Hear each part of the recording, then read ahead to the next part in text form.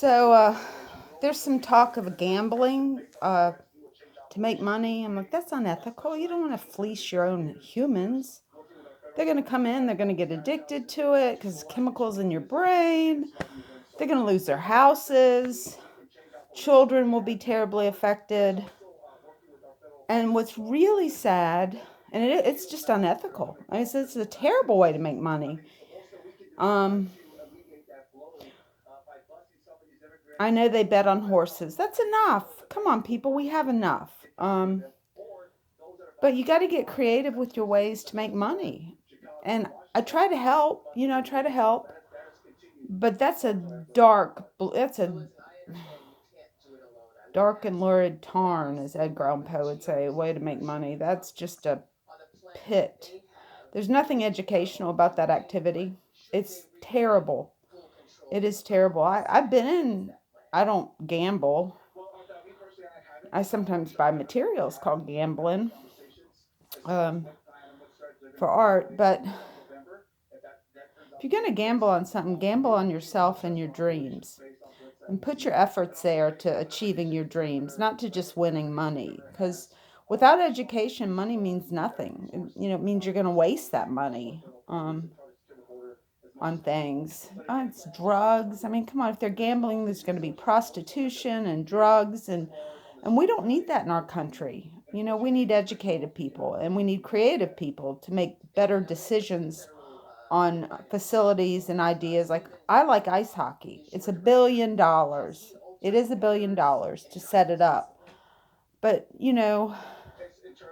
it's a great activity here in the state of Virginia.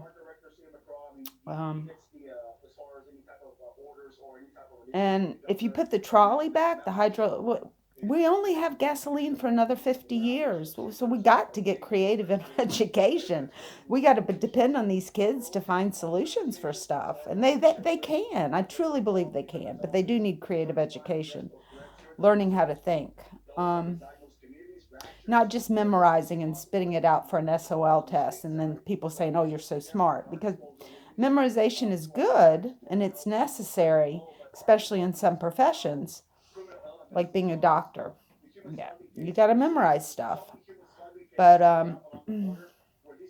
I would put the hydroelectric trolley back, and I would have a New Orleans celebration weekend, and then stay in hotels from all over the country or the world come here, and they could ride the trolley back and forth. So if they're drinking, because that's what they do in New Orleans, especially on Mardi Gras, that would be a great fundraiser for the state of Virginia. Um, it's harmless, pretty much.